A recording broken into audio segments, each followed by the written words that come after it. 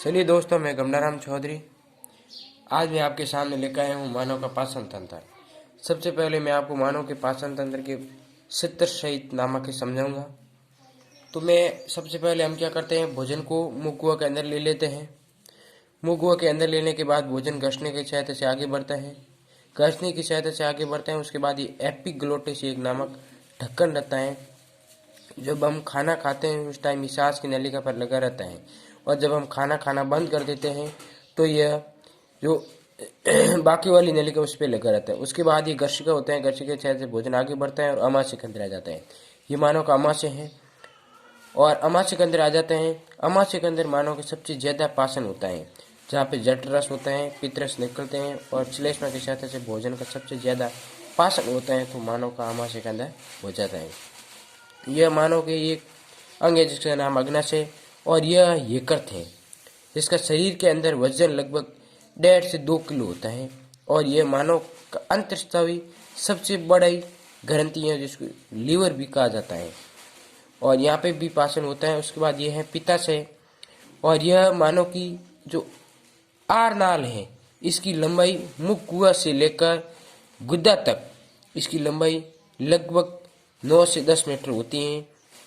यह हमारे मानव की शरीर की छोटी आंत होती हैं जिसकी लंबाई होती है 6 से 6.5 मीटर, और यह बड़ी आंत होती है जिसकी लंबाई जिसका व्यास ज़्यादा होता है लेकिन लंबाई इसकी कम होती है। लंबाई इसकी 1.5 मीटर लगभग करीबन होती है।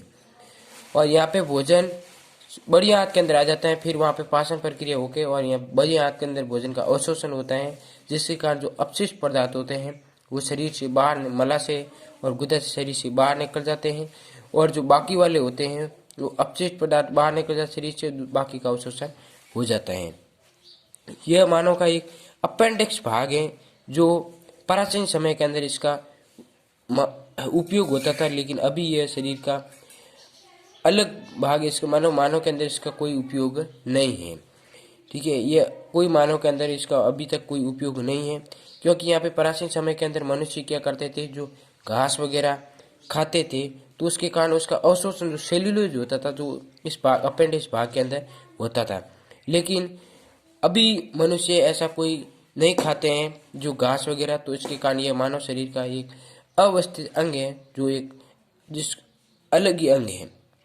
और अभी भी जैसे कोई कभी कभी कोई गलती से भोजन कोई गलती से यहाँ पे आ जाता है तो यहाँ पे भोजन का अवशोषण नहीं होता है, जिसके कारण भोजन यहाँ पे पड़ा रहता है और गल जाता है, जिसके कारण यहाँ पे पत्ती जम जाते हैं, जो जम जाता है भोजन, जिसके कारण हम अपन कभी कभी कहते हैं, जिसको कहते हैं अपेंडी का ऑपरेशन करवाते हैं, जो यहाँ पे जम जाता है जिसको हम कहते हैं अपेंडी का ऑपरेशन। तो ये दोस्तों था मानव का पाचन तंत्र, जो मुख गुहा से लेकर मैंने आपको गुदा तक समझाया है और बहुत अच्छी तरह से समझाए हैं। ये मानव शरीर के जो मुख गुहा से लेकर गुदा तक जो प्रक्रिया मानव के अंदर होती है, मनुष्य के अंदर, वो प्रक्रिया मैंने आपको समझाई है। इसलिए बहुत बहुत धन्यवाद। Thank you.